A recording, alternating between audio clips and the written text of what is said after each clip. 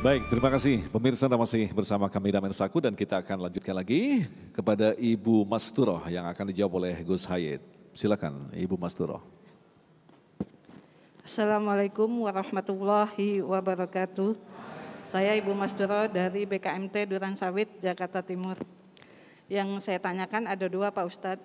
Pertama, apakah dengan berziarah ke makam wali Allah dengan maksud tawasul dengan mendapatkan keberkahan itu suatu perbuatan syirik? Satu. Yang kedua, dampak-dampak dari perbuatan syirik untuk kehidupan kita apa ya? Itu aja dua pertanyaan.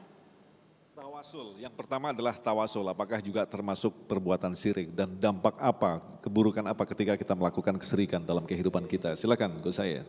Terima kasih Bu, subhanallah pertanyaannya kelihatannya sederhana tapi ini dalam jawabnya. Kalau mau jawab lengkap harus ngaji ke pesantren saya. Tidak bisa semenit ini. Tapi bismillah. Apakah tawasul itu syirik? Tidak.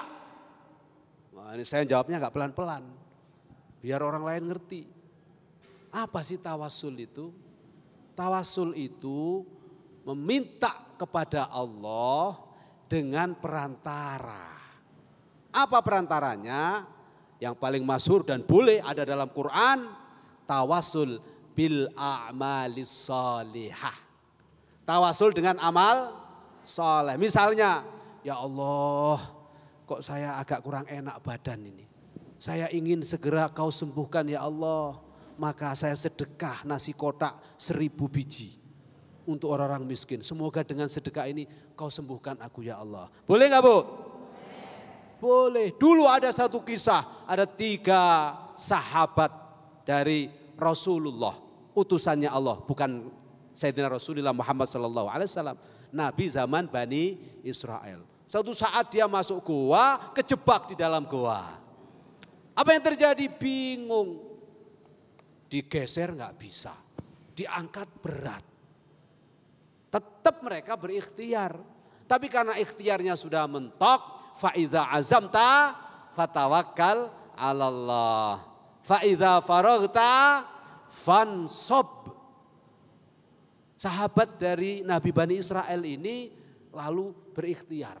Apa ikhtiarnya? Setelah ikhtiar lahiriah gagal, doa sama Allah. Ya Allah, dulu saya pernah berbakti kepada orang tua saya. Kalau engkau ridho dengan itu semua, aku mohon kepadamu, bukalah sedikit pintu dari goa ini yang tertutup batu. Seret. Alhamdulillah, ternyata dengan tawasul amal soleh itu bisa. Akhirnya orang kedua doa yang sama dengan amalan-amalan yang soleh yang pernah dikerjakan. Allah buka sedikit demi sedikit. Akhirnya setelah orang yang ketiga terbuka lebar sehingga mereka bertiga bisa keluar dari goa. Ini dalil tawasul itu boleh. Nah sekarang pertanyaannya, apakah tawasul kepada orang yang sudah meninggal itu boleh? Jawabannya boleh. Kalau niatnya tawasul.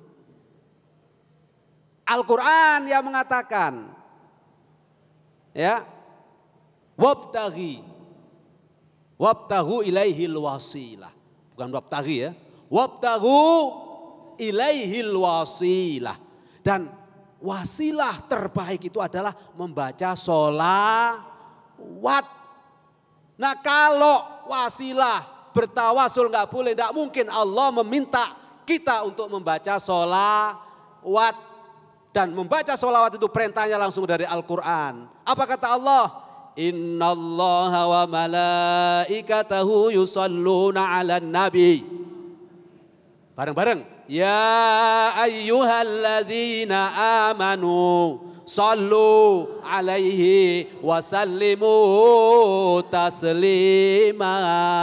Allahumma salli wa sallim wa barik ala sayyidina Muhammadin wa ala alihi wa sahbihi wa barik wa sallim ajma'in. Kita diajari guru-guru kita begitu. Kenapa?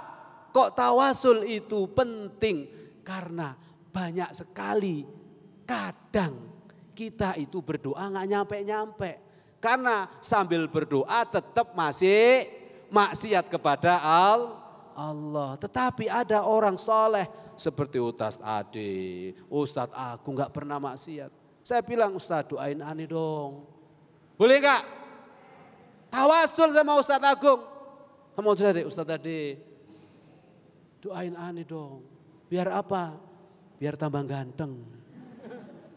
Habis ganteng mau apa? Ya bukan kawin lagi, enak aja. Istri saya nonton ini. Bisa repot saya di rumah. Kalau tambah ganteng biar tambah menebar cinta dan kasih sayang. Baik. Kepada umatnya Rasulullah Sallallahu Alaihi Wasallam. Boleh enggak begitu? Boleh. Kita datang pada ulama, pada kiai, doain dong. Nah kalau sama orang yang sudah meninggal gimana tawasulnya? Nah ini tak kasih tahu nih, biar yang nonton-nonton udah ngerti. Kalau saya ziarah ke makamnya Sunan Ampel, ziarah ke makamnya Syekh Abil Hasan As-Sadili, kebetulan saya pernah ke Mesir, keliling ke kuburan-kuburan, ziarah ke makamnya Imam Syafi'i. Bukan saya minta kepada Imam Syafi'i, bukan minta kepada Sunan Ampel, minta kepada Allah. Tapi saya ajak bicara beliau. Mbah Sunan Ampel, inni atawassalu bika ilallah. Kalau bahasa Jawanya, Mbah aminin dong doa gue. Ya Allah aku minta diberi sehat walafiat, panjang umur berkah. Yang aminin bukan hanya yang hidup, yang situ amin, amin, amin. Hanya ngaminin. Mereka mati apa hidup? Meninggal apa hidup? Wala taqulu liman yuqtalu fi sabilillahi amwat. Bal ahya'u walakin la tash'urun. Jangan kau bilang orang-orang yang mati di jalan Allah itu mati. Mereka hidup. Ngapain? Lihat kalau murid-muridnya orang-orang beriman beramal soleh seneng. Tapi kalau bermaksiat sedih. Kalau ada orang yang datang mendoakan dia. Karena orang mati itu butuh didoakan. Baru kemudian setelah dia didoakan. Dia mendoakan balik. Makanya orang-orang tua kita, bapak-bapak kita, mbah-mbah kita yang sudah mati, jangan dikira mereka mati. Kayak bantal guling yang ada di kasur kita. Mereka hidup, kalau lihat anak cucunya berbuat baik, beramal soleh, seneng. Tapi kalau lihat anak cucunya maksiat kepada Allah, sedih mereka nangis. Makanya perlu kita doakan, paling tidak setiap habis sholat baca doa Allahumma ghfirli wali walidayya warhamhuma kama rabbayani shaghira. Syukur-syukur kasih hadiah, tambahi bacaan suratul Fatihah, seneng dah. Besoknya lagi bikin sambal goreng sama ayam bakar kasih tetangga. Pahalanya untuk ibu saya yang sudah meninggal, tambah seneng. Besok hataman Quran pakai engkung kasih sama santri-santri, tambah bahagia. Nah itulah makna tawas. Baik, terima kasih. Semoga bermanfaat, amin. Ustadz tadi, pertanyaan kedua tadi mungkin bisa secara singkat. Lantas bagaimanakah dampak kesyirikan dalam kehidupan kita?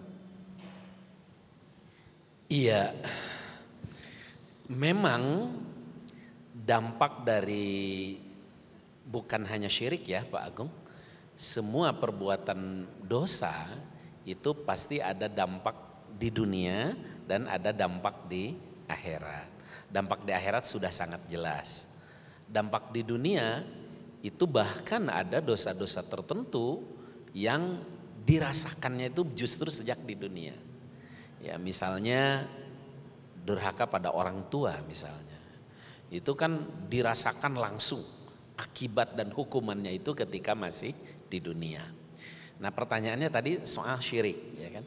Apakah doa musyrik dampaknya akan dirasakan baik di dunia maupun di akhirat? Jelas. Kalau di dunia jelas dapat menjadi penghalang doa. Ya kan? Itu dapat menjadi penghalang doa sebagaimana akhir di surah Al-Kahfi itu. Pama kana yarju liqa'a rabbih falyamal amalan sholiha wala yusyrik bi ibadati rabbih ahada. Barang siapa yang berharap bertemu dengan Allah, ya kalau di akhirat tentu saja bertemu langsung dengan Allah. Kalau di dunia ini bertemu Allah adalah rahmatnya dan segala macam termasuk rezeki-rezekinya. Maka beribadahlah kepada Allah dan beramal soleh dan jangan bermusyrik di dalam beribadah kepadanya.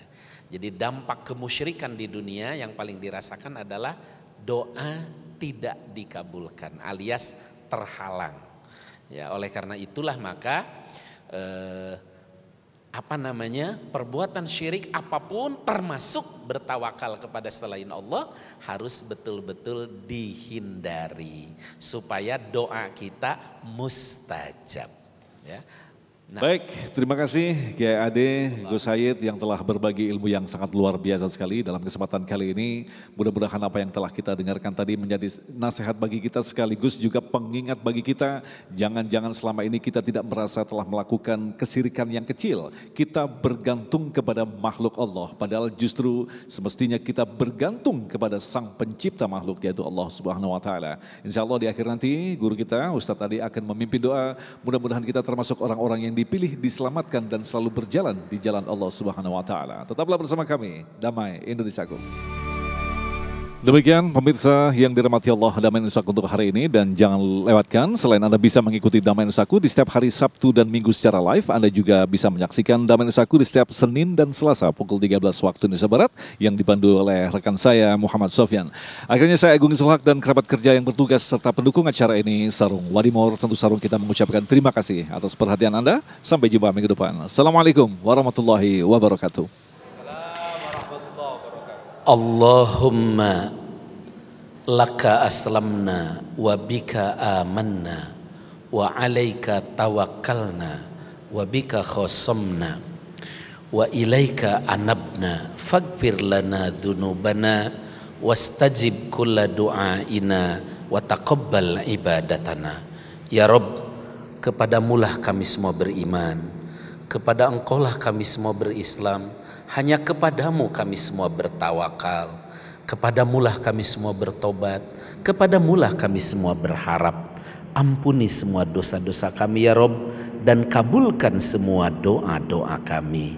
Rabbana taqabbal du'a innaka antas samiul alim wa tub alaina innaka antat tawwabur rahim. Rabbana atina fid dunya hasanah wa fil akhirati hasanah wa qina adzabannar. Subhana rabbika rabbil izzati amma yasifun wassalamun alal mursalin walhamdulillahi rabbil alamin.